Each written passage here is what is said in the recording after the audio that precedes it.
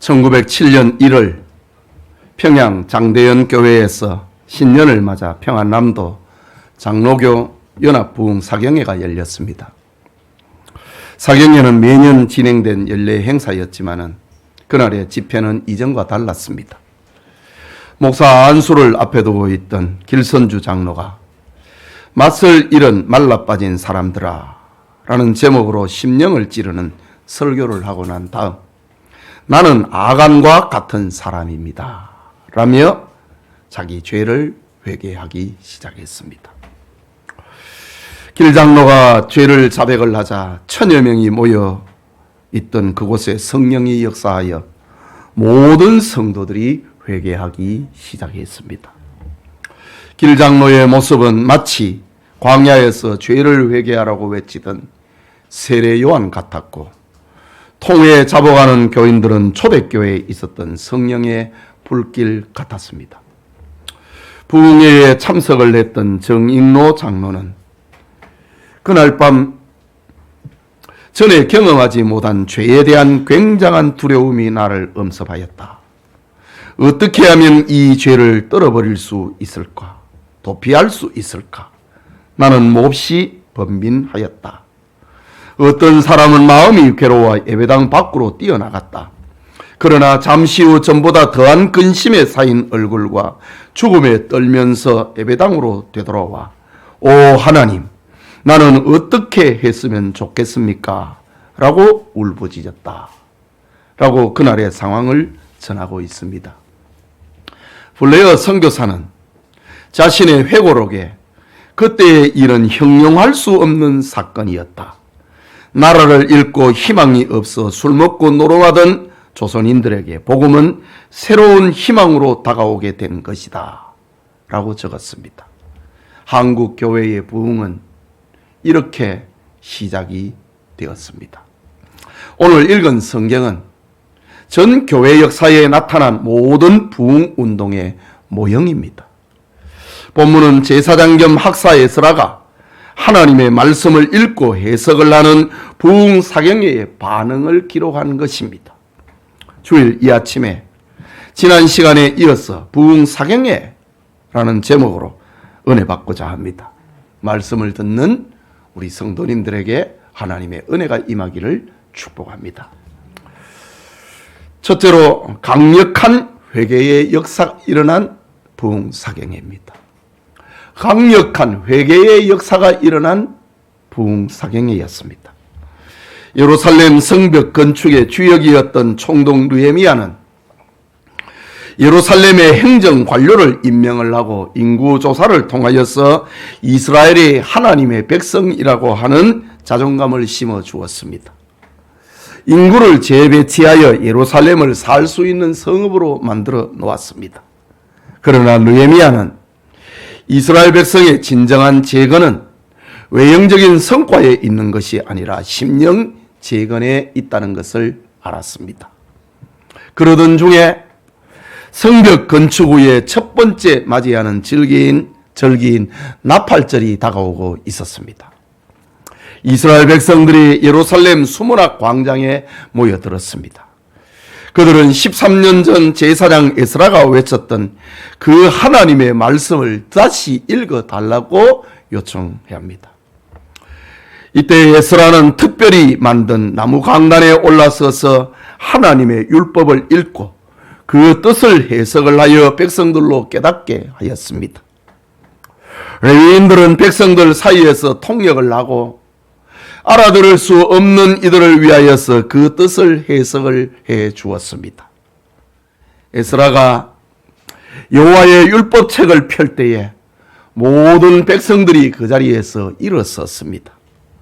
위대하신 하나님 여호와를 송축을 할 때에 모든 백성이 아멘 아멘으로 화답을 했습니다. 엎드려서 얼굴을 땅에 대고 하나님께 경배했습니다. 하나님의 말씀을 듣던 백성들의 눈에는 회개의 눈물이 흐르기 시작했습니다. 강력한 회개의 역사가 일어난 것입니다. 오늘 본문 9절을 보면 백성이 율법의 말씀을 듣고 다 우는지라고 했습니다. 지난 시간에 살펴보았지만은 이때의 나팔절에 예루살렘 수문학 광장에 모여든 사람이 약 4만에서 5만 명으로 추정이 됩니다. 거기에는 남자와 여자, 어른과 어린아이까지 다 함께하는, 남녀노소가 함께하는 첫 번째 절기 나팔절입니다. 그런데 그들이 다 하나님의 율법의 말씀을 듣는 동안에 다 울었다고 합니다. 하나님의 말씀에 귀 기울이고 사모하는 마음으로 들었는데 그 말씀이 백성들의 심령을 강타하고 눈에서 뜨거운 눈물이 흐르게 된 것입니다.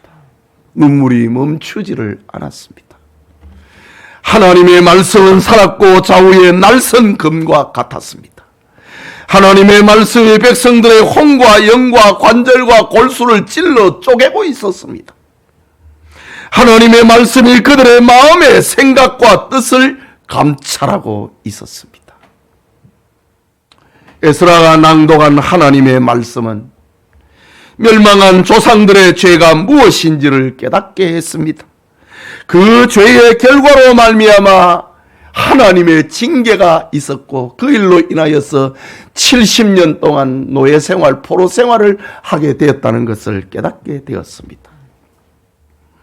엄청난 심판을 경험을 했는데 오늘 자신들의 모습이 또다시 멸망했던 조상들처럼 하나님을 배반하는 자가 되었다는 사실 앞에 그들은 울지 않을 수가 없었던 겁니다.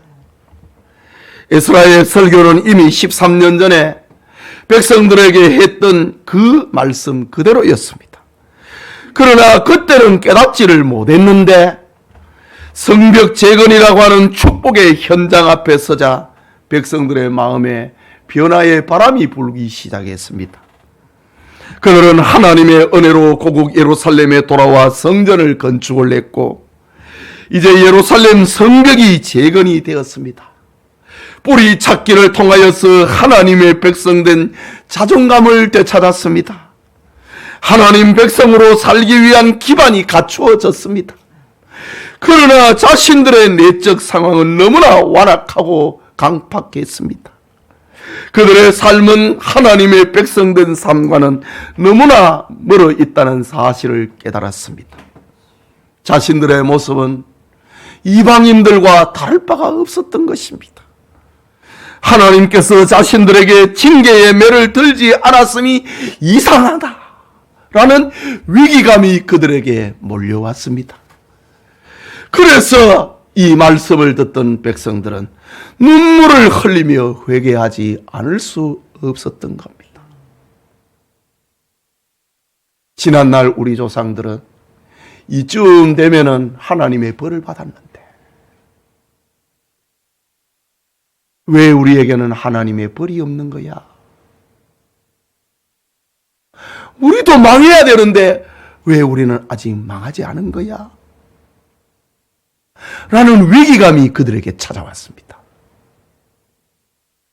그 위기감이 그들로 하여금 눈물을 흘리며 회개하게 만들었던 겁니다. 하나님의 심판에 대한 두려움이 찾아왔다. 그 두려움이 눈물을 흘리며 회개하게 만들었습니다.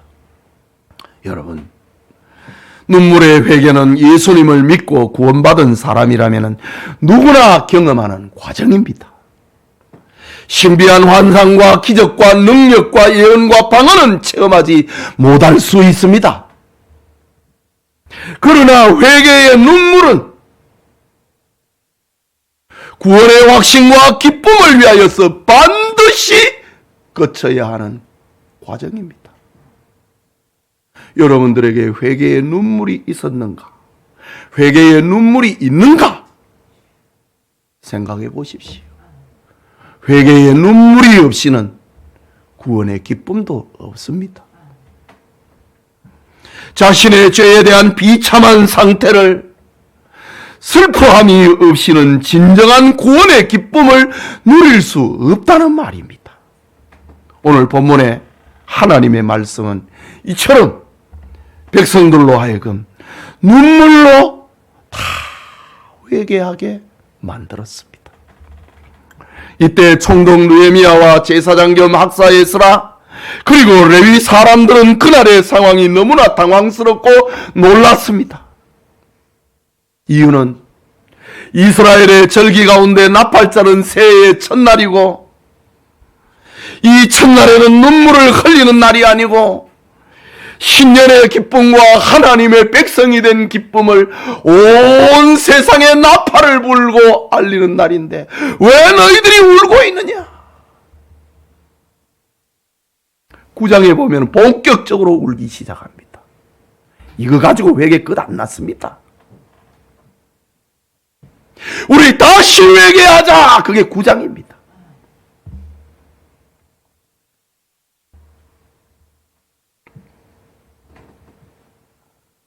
나팔절은 우는 날이 아니고 신년의 기쁨을 온 세상에 알리는 절기입니다. 그래서 본문 9절에서 10절에 백성이 율법의 말씀을 듣고 다 우는지라 총독 느헤미야와 제사장 겸 학사 에스라와 백성을 가르치는 레위 사람들이 모든 백성에게 이르기를 오늘은 너희 하나님 여호와의 성일이니 슬퍼하지 말며 울지 말라 하고 느헤미야가 또 그들에게 이르기를 너희는 가서 살찐 것을 먹고 단 것을 마시되 준비하지 못한 자에게는 나누어 주라. 이날은 우리 주의 성일이니 근심하지 말라. 여호와로 인하여 기뻐하는 것이 우리의 힘이니라 합니다. 하나님의 말씀은 자기 백성들을 회개하게 만들고 눈물을 흘리게 만듭니다. 하나님의 말씀은 참된 평안을 누리는 궁극적 즐거움으로 인도합니다. 여호와로 인하여 기뻐하는 것이 우리의 힘이다. 오늘은 울지 말자 라고 합니다. 하나님의 백성들은 죄에 대해 슬퍼하고 회개해야 하지만은 감상주의자가 되거나 슬픔에 젖어 있어서는 안 된다는 말이기도 합니다. 예배드리는 성도님, 하나님의 말씀을 듣고 깨닫게 될 때에 눈물의 회개와 더불어 참된 용서의 기쁨을 누리기를 축복합니다. 에스라 시대의 부흥사경의 축복이 이 시간 예배드리는 우리 모두와도 함께하기를 축복합니다. 그게 둘째로 하나님의 말씀에 순종하기로 결심한 부흥회입니다. 그 이튿날이 되었습니다. 백성의 지도자들과 제사장과 레위 사람들이 하나님의 말씀을 더 알고 싶어서 밝히 알고 싶어서 에스라에게 다시 모였습니다. 은혜는 더 큰 은혜를 사모하는 법입니다. 사도 바울도 고린도 교회를 향하여서 더 큰 은사를 사모하라 말씀하지 않았습니까? 그들은 7월 15일부터 초막절이라고 율법에 기록이 되어 있는데 에스라에게 묻습니다. 그 절기는 어떻게 지키는 것입니까? 라고 물었습니다. 여러분, 초막절은 이스라엘 백성들이 출애굽을 하여서 가나안에 입성하기까지 광야에서 40년 동안 장막 생활, 천막 생활을 한 것을 기념을 하면서 초막에서 1회간을 지내는 7일 동안은 초막에서 텐트 생활을 하는 절기입니다. 그런데 포로지에서 돌아온 백성들은 초막절을 지키는 것을 잊어버렸습니다. 몰랐습니다. 그런데 회개를 하고 은혜를 받고 보니 하나님의 절기와 하나님의 말씀대로 살아야 한다는 것을 깨닫게 되었습니다. 은혜를 받고 회개를 하면은 하나님의 말씀대로 살고 싶어지는 것이 그 은혜의 원리입니다. 이것은 하나님이 하신 일이고 하나님의 말씀의 능력입니다.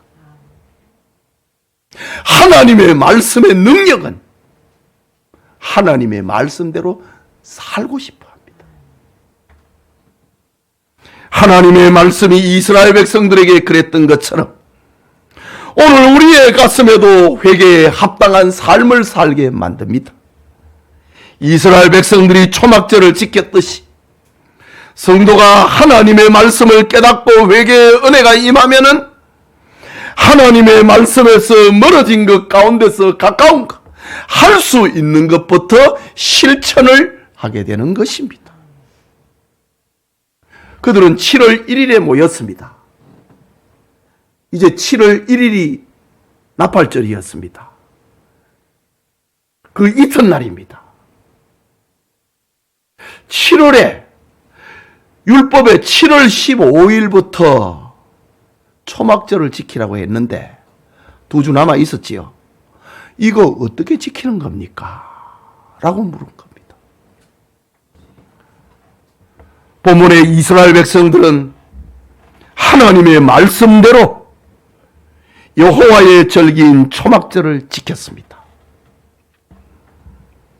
15절 이후에 보면은 또 일러스되 모든 성읍과 예루살렘에 공포하여 이르기를 너희는 산에 가서 감람나무 가지와 감람나무 가지와 화석류나무 가지와 종려나무 가지와 기타 무성한 나무 가지를 가져다가 기록한 바를 따라 초막을 지으라 하라 한지라.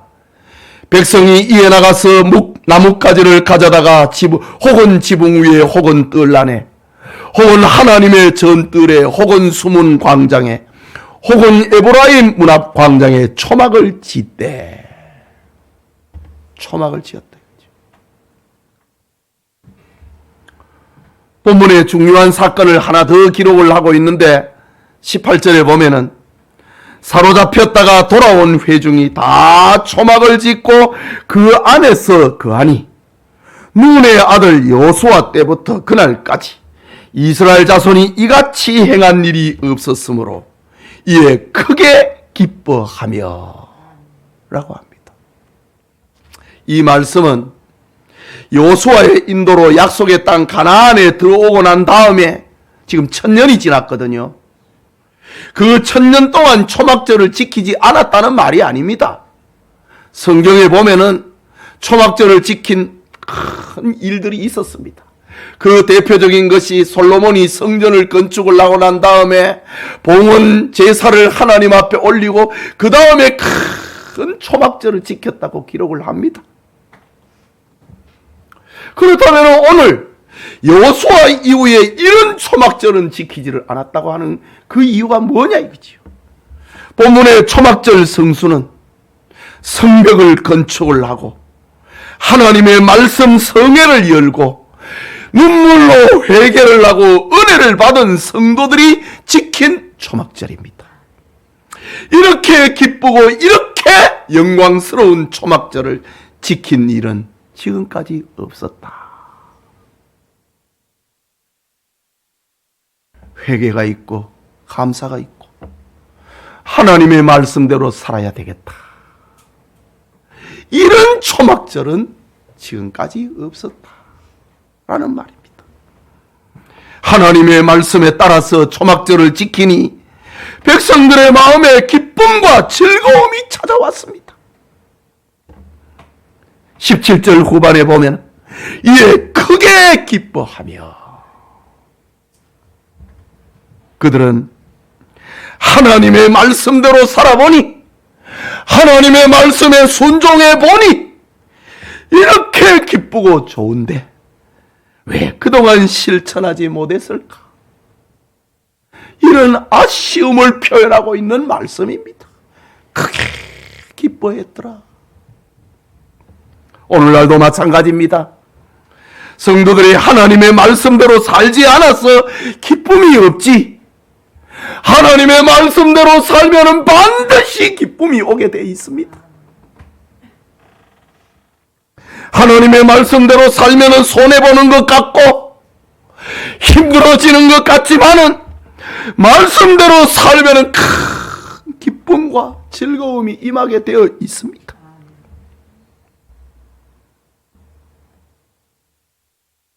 내 짐은 쉽고 내 멍에는 가벼움이라. 주님이 말씀하셨습니다. 수고하고 무거운 짐진 자들아 다 내게로 오라. 내가 너희를 쉬게 하리라. 내 짐은 쉽고 내 멍에는 가볍다. 주님이 지어주시는 멍에가 무거운 것 같고 힘든 것 같지만 짊어지면 쉽다 이거지요. 그 짐을 짊어지면 평안이 온다 이거지요. 하나님의 말씀은 지금도 힘을 잃은 성도들의 영혼에 생기를 불어넣고 있습니다. 이 시간 말씀을 듣는 우리 성도님들에게도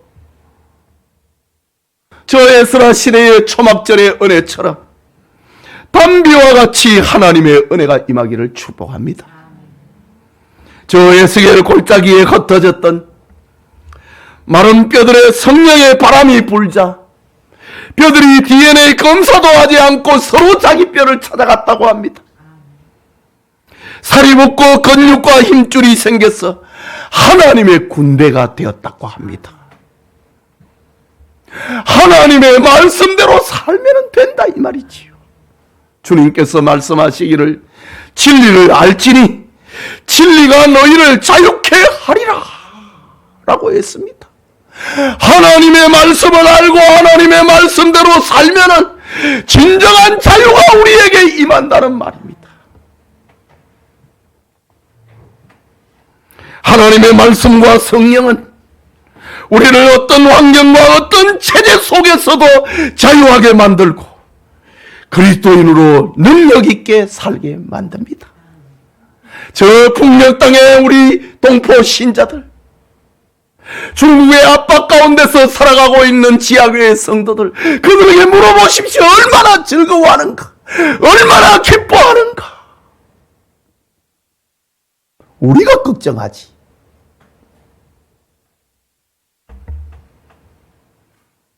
박해와 압박 속에서 살아가지만 믿음을 지키는 그들은 마음에 기쁨이 있다 이거지요. 그게 없으면 믿음 포기해버리지요. 그 신령한 기쁨이 있으니까 죽어도 믿음을 버리지 않는 겁니다. 하나님의 말씀은 하나님의 사람으로 온전하게 만들고 모든 선한 일을 행할 능력을 갖추게 만들어줍니다. 본문으로 돌아가면 수문학 광장에서 하나님의 말씀을 받고 하나님의 말씀대로 살기로 작정한 백성들에게 큰 기쁨이 찾아왔습니다. 그것은 이전에 경험하지 못한 즐거움이었고 하나님의 말씀을 지킴으로 찾아오는 기쁨이었습니다. 여러분, 오늘날에도 보면은 사회에 불우한 이웃을 돕는 사람이 있습니다. 큰 수해가 나면은 며칠을 휴가 내가지고 수해 복구 사업에 돕는 사람들이 있습니다. 그거는 자기 양심에서 나오는 긍휼히 여기는 마음입니다. 그걸 통해서 사람들은 보람을 느낍니다. 내가 누구를 도와줬다. 재밌거든요. 좋거든요. 그래서 또 다음에 어려운 일을 만나면은 그렇게 도와줍니다.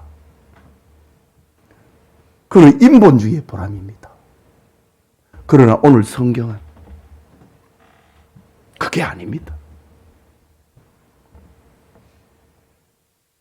10절 후반부에 보면은 여호와로 인하여 기뻐하는 것이 너희의 힘이라.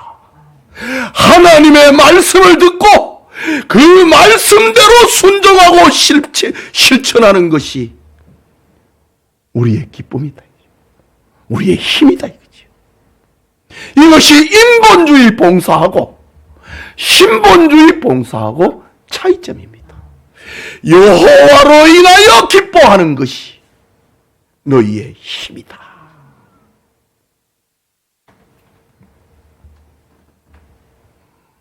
그들은 성벽 건축을 통하여서 자신들과 함께 하신 하나님의 은혜와 하나님의 사랑을 깨달았습니다. 이방인 같은 자신들을 하나님의 백성으로 삼으신 은혜에 감사했습니다. 하나님께서 아직 우리를 벌하지 않으시고 우리를 망하게 하지 않으신 것에 감사했습니다. 그래서 이제부터는 하나님의 말씀 지키자. 회개운동과 순종운동이 일어났습니다. 이것이 진정한 부흥회입니다. 여러분, 지금도 우리가 하나님의 말씀에 반응하고 순종하면 즐거움이 찾아옵니다. 하나님의 자녀된 행복을 누리게 됩니다. 하나님의 말씀대로 살면 자기 정체성을 회복을 하고 하나님의 따뜻한 사랑의 손길을 체험하게 됩니다. 진정한 즐거움을 회복하게 됩니다.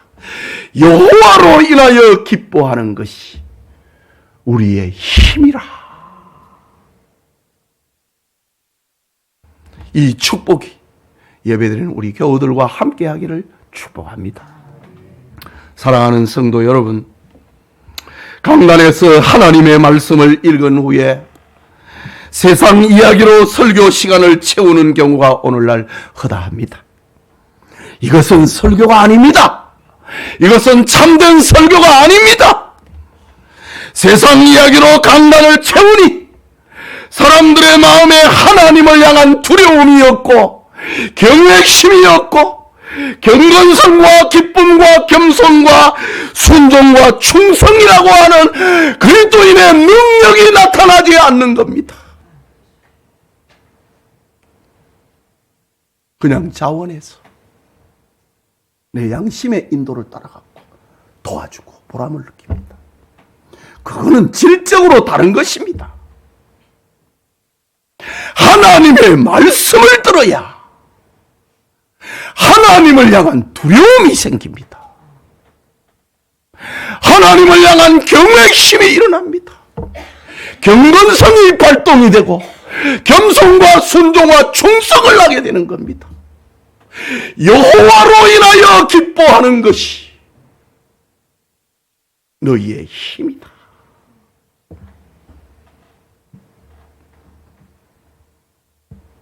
그러나 오늘날 이런 경건성이 없다.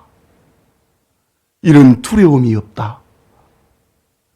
이유가 무엇입니까?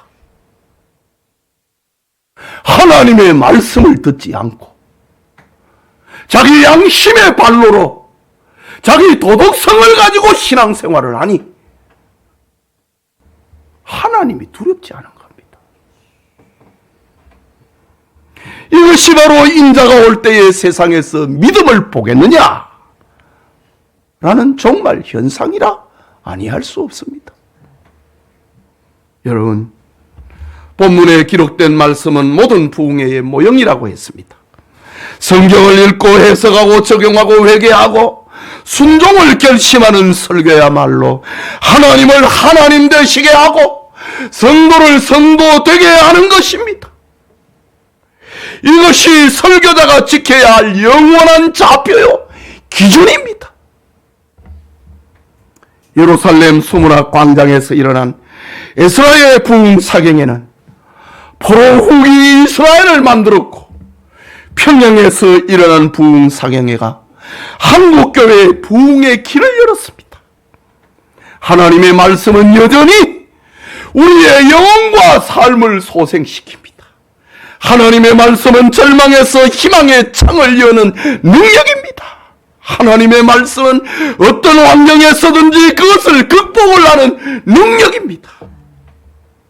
바벨론의 무서운 억압과 칼날 앞에서도 자기 백성을 지켜주신 하나님, 온갖 시련과 역경 중에서도 예루살렘 성벽을 재건하게 하신 하나님, 하나님의 언약 백성이라고 하는 자존감을 되찾아주신 그 하나님 앞에서 백성들은 눈물을 흘리며 회개했습니다.